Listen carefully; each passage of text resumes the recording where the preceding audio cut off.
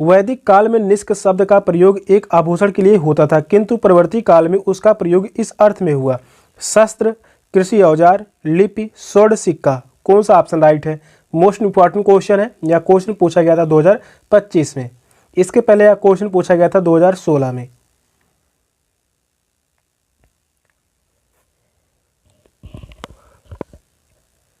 वैदिक काल में निष्क शब्द का प्रयोग एक आभूषण के लिए होता था, किंतु परवर्ती काल में उसका प्रयोग इस अर्थ में हुआ।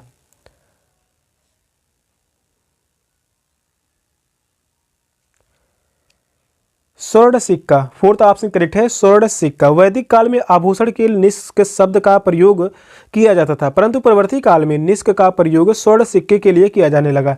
फोर्थ ऑप्शन राइट है। नेक्स्ट क्वेश्चन है, बौद्ध धर्म की महायान शाखा औपचारिक रूप से किसके शासनकाल में प्रकट हुई? अजातशत्रु, अशोक, धर्मपाल, कनिष्क। कौन सा ऑप्शन राइट है?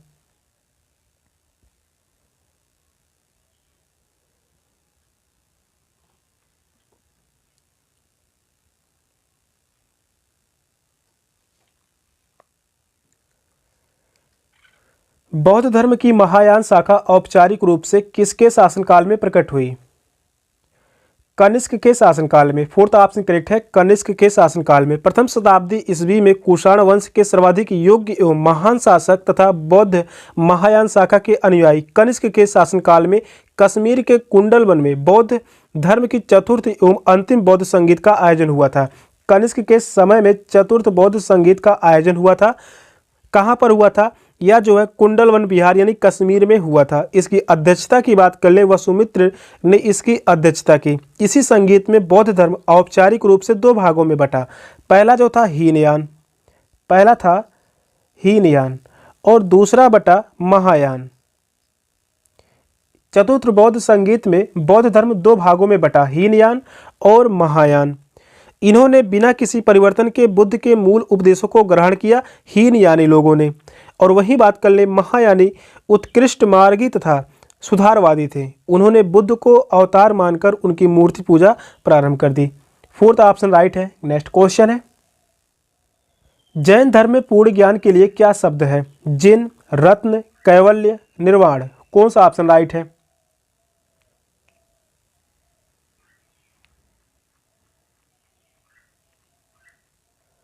जो भी क्वेश्चन करवाया जा रहा है, हर एक क्वेश्चन बीएड एंट्रेंस के एग्जाम के लिए मोस्ट इंपॉर्टेंट क्वेश्चन रहने वाले। ये सभी क्वेश्चन आप सभी को सरकारी सीट दिलाने में बहुत ही महत्वपूर्ण भूमिका निभाएंगे।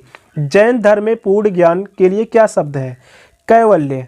थर्ड ऑप्शन करेक्ट है, कैवल्य। यहाँ से क्वेश्चन पूछा जाता है, जैन धर्म के वास्तविक संस्थापक। वास्तविक संस्थापक थे महावीर। महावीर को वास्तविक संस्थापक माना जाता है।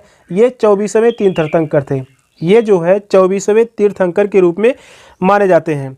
इन्होंने 12 वर्ष की कठिन तपस्या के पश्चात 42 वर्ष की आयु में जंभिक ग्राम के समीप ऋजुपालिका नदी के किनारे सर्वोच्च अथवा पूर्ण ज्ञान की प्राप्ति की। इसी पूर्ण ज्ञान को ही कैवल्य कहा जाता है। कैवल्य प्राप्त हो जाने के बाद महावीर स्वामी कैवल्यन यानी जिन अर्थात विजेता निर्ग्रंथ कहलाए। थर्ड ऑप्शन करेक्ट है। नेक्स्ट क्वेश्चन है, जैन तीर्थंकरों के क्रम में अंतिम कौन था? पार्श्वनाथ, ऋषभदेव, महावीर, मणिसुव्रत। कौन सा ऑप्शन राइट है?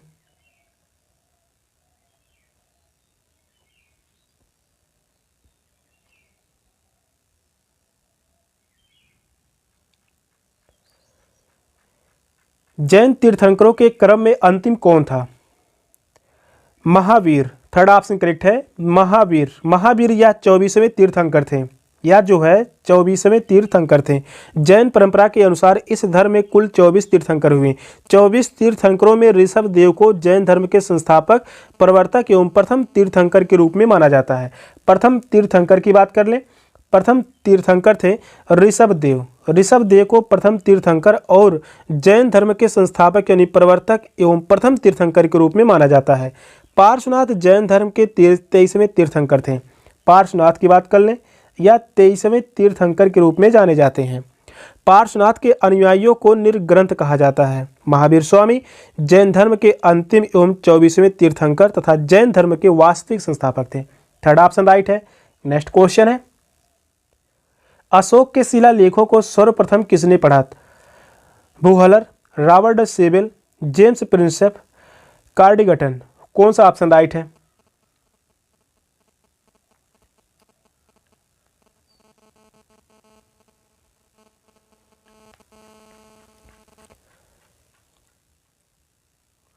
अशोक के शिलालेखों को सर्वप्रथम किसने पढ़ा था?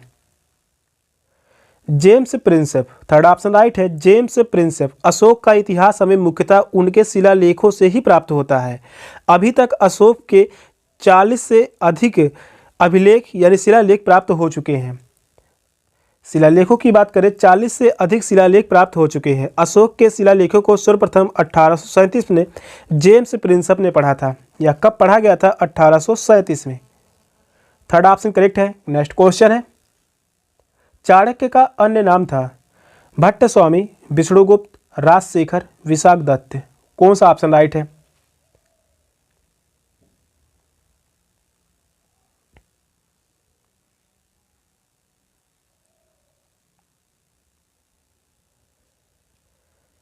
चाणक्य का अन्य नाम था विष्णुगुप्त। सेकंड ऑप्शन करेक्ट है, विष्णुगुप्त। इन्हें कौटिल्य के नाम से भी जाना जाता है। इन्हें कौटिल्य के नाम से भी जाना जाता है।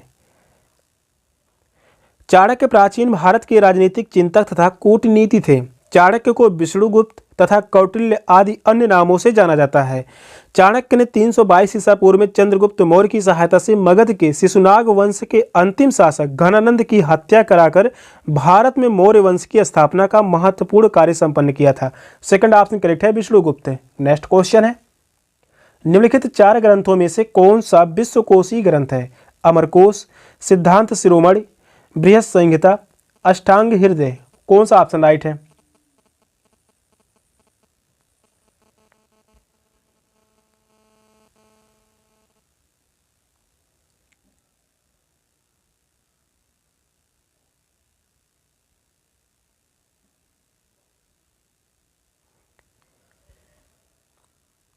क्वेश्चन नंबर 7 कह रहा है, निम्नलिखित 4 ग्रंथों में से कौन सा विश्वकोशी ग्रंथ है? अमरकोश। फर्स्ट ऑप्शन करेक्ट है, अमरकोश। अमरकोश नामक विश्वकोशी ग्रंथ की रचना अमर सिंह ने की थी। रचनाकार कौन थे? अमर सिंह। अमर सिंह की रचना है अमरकोश। अमरकोश भारत का प्रथम विश्वकोशी ग्रंथ है। सिद्धांत शिरोमणि नामक ग्रंथ की रचना प्राचीन भारत के प्रसिद्ध खगोल एवं गणितज्ञ भास्कराचार्य ने की थी। सिद्धांत शिरोमणि के रचनाकार कौन थे? भास्कराचार्य। भास्कराचार्य। सिद्धांत शिरोमणि गणित तथा खगोल विद्या दोनों से संबंधित है। बृहद कथा की रचना प्राचीन भारत के खगोल शास्त्री वारमिरिन ने की थी। बृहद संहिता की रचना किसने की थी? इंपॉर्टेंट है, Varaha Mihir. First option correct है, अमरकोश। नेक्स्ट क्वेश्चन है, निम्नलिखित में से किसने भारत में प्रसिद्ध फारसी त्योहार नवरोज को आरंभ करवाया? बलबन, इल्तुतमिश, फिरोज तुगलक, अलाउद्दीन खिलजी। कौन सा ऑप्शन राइट है?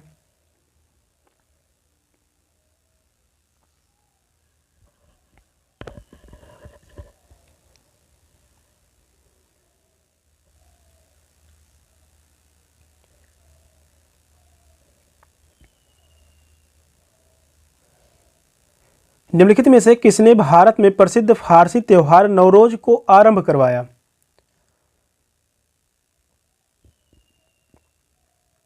बलबन। फर्स्ट ऑप्शन करेक्ट है, बलबन। मामलुक वंशी सुल्तानों में बलबन ने फारसी रीति रिवाज एवं परंपराओं को अपनाया था। उसने फारसी परंपरा सिजदा एवं पबोस शुरू किया था। बलबन ने सिजदा एवं पबोस सिजदा एवं पबोस शुरू किया था। इसी क्रम में फारसी त्योहार नवरोज मनाना आरंभ किया था। फर्स्ट ऑप्शन करेक्ट है। नेक्स्ट क्वेश्चन है, निम्नलिखित में से किस स्मारक का निर्माण शेर शाह ने करवाया था? दिल्ली का किला ए कूना मस्जिद, जौनपुर की अटाला मस्जिद, गौर की बड़ा सोना मस्जिद, दिल्ली की कुवत उल इस्लाम मस्जिद। कौन सा ऑप्शन राइट है?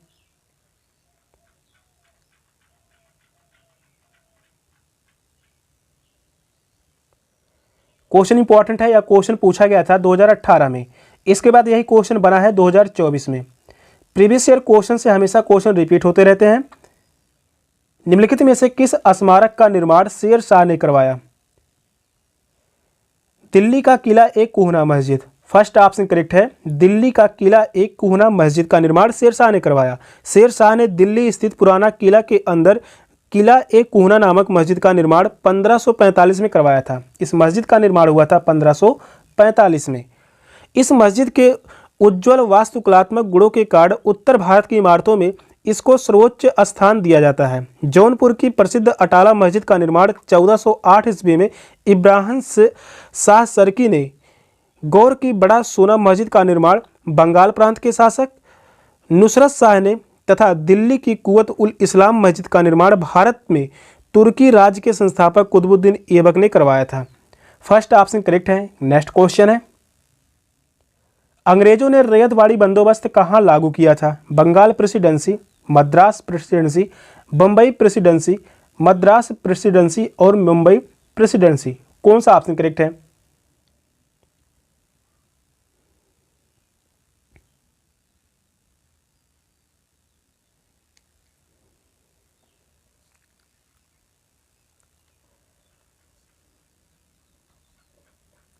अंग्रेजों ने रैयतवाड़ी बंदोबस्त कहाँ लागू किया था? मद्रास प्रेसिडेंसी और Mumbai presidency. Fourth option correct है। रैयतवाड़ी भूमि कर व्यवस्था मद्रास, मुंबई एवं असम के अधिकांश भागों में लागू की गई थी।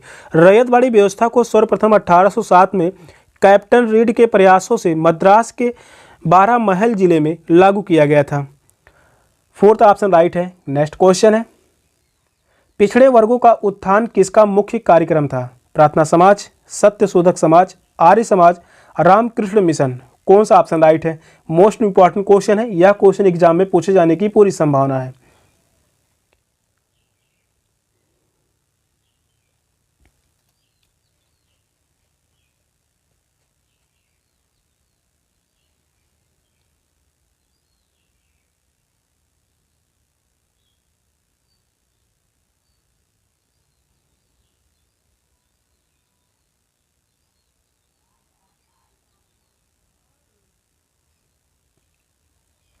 पिछड़े वर्गों का उत्थान किसका मुख्य कार्यक्रम था?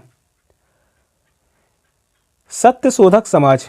सेकंड ऑप्शन करेक्ट है, सत्य शोधक समाज। महाराष्ट्र के समाज सुधारक ज्योतिबा फूले ने निम्न जातियों के पिछड़े वर्गों के उत्थान के लिए सन 1873 ईस्वी में सत्य शोधक मंडल की स्थापना की। सत्य शोधक समाज के संस्थापक कौन थे? ज्योतिबा फूले। ज्योतिबा फूले सत्य शोधक समाज के संस्थापक थे। प्रार्थना समाज के संस्थापक बात कर लें, प्रार्थना समाज के संस्थापक आत्माराम पांडुरंग थे। आत्माराम पांडुरंग और गोविंद रडादे, ये दोनों ने मिलकर किया था प्रार्थना समाज की स्थापना। आर्य समाज की बात कर लें, आर्य समाज के संस्थापक दयानंद सरस्वती थे। आर्य समाज की स्थापना किसने की थी? दयानंद सरस्वती ने। इसका स्थापना हुआ था 1875 में। 1875 में रामकृष्ण मिशन की स्थापना स्वामी विवेकानंद ने की थी। स्वामी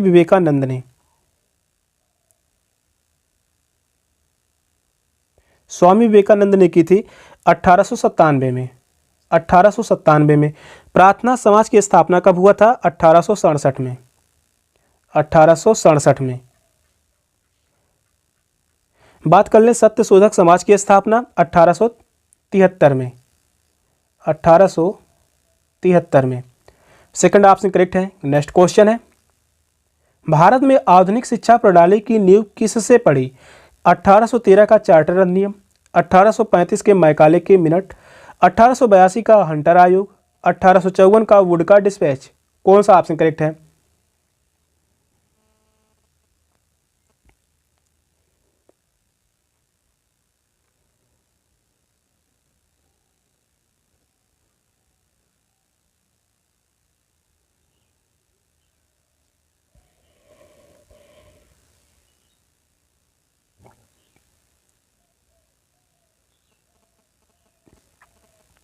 भारत में आधुनिक शिक्षा प्रणाली की नींव किससे पड़ी?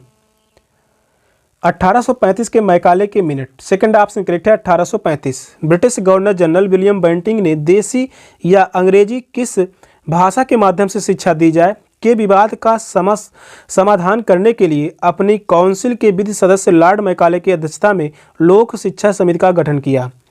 सेकंड ऑप्शन करेक्ट है। नेक्स्ट क्वेश्चन है,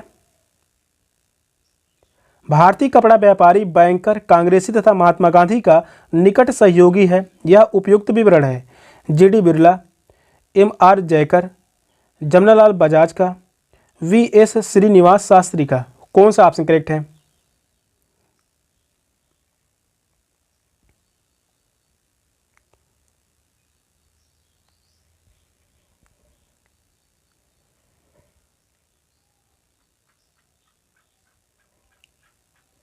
भारतीय कपड़ा व्यापारी, बैंकर, कांग्रेसी तथा महात्मा गांधी का निकट सहयोगी है। यह उपयुक्त विवरण है जमनालाल बजाज का। थर्ड ऑप्शन करेक्ट है जमनालाल बजाज। जमनालाल बजाज भारत के प्रसिद्ध कपड़ा व्यापारी, बैंकर, कांग्रेसी नेता तथा महात्मा गांधी के निकट के सहयोगी थे। प्रतिवर्ष रचनात्मक कार्य, ग्रामीण विकास में महिलाओं व बच्चों के कल्याण एवं उत्थान में उत्कृष्ट योगदान के लिए जमनालाल बजाज पुरस्कार दिया जाता है। थर्ड ऑप्शन करेक्ट है। नेक्स्ट क्वेश्चन है, ब्रिटिश सरकार ने महात्मा गांधी को जो उपाधि दी थी और जिसे उन्होंने सहयोग आंदोलन में वापस कर दिया वह थी हिंद केसरी, केसर ए हिंद, राय बहादुर, राइट ऑनरेबल। कौन सा ऑप्शन करेक्ट है? मोस्ट इंपॉर्टेंट क्वेश्चन है, इस क्वेश्चन को याद रखिए। ब्रिटिश सरकार ने महात्मा गांधी को जो उपाधि दी थी जिसे उन्होंने सहयोग आंदोलन में वापस कर दिया था वह कौन सी उपाधि थी? असहयोग आंदोलन कब हुआ था? कमेंट में बताइए।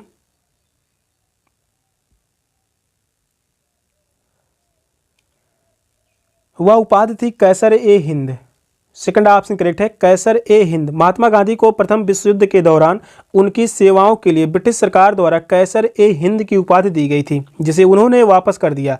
यह उपाधि गांधी जी को प्रथम विश्व युद्ध के दौरान ब्रिटिश सरकार का सहयोग करने के बदले में दी गई थी और गांधी जी ने इसी समय जुलू युद्ध पदक तथा बोवर पदक भी वापस कर दिया, जबकि जमनालाल बजाज ने अंग्रेजों द्वारा दी गई राय बहादुर की उपाधि लौटा दी थी। सेकंड ऑप्शन करेक्ट है। नेक्स्ट क्वेश्चन है, महात्मा गांधी को सर्वप्रथम राष्ट्रपिता किसने कहा था? जवाहरलाल नेहरू, वल्लभ भाई पटेल, सी राजगोपालाचारी, सुभाष चंद्र बोस। कौन सा ऑप्शन राइट है?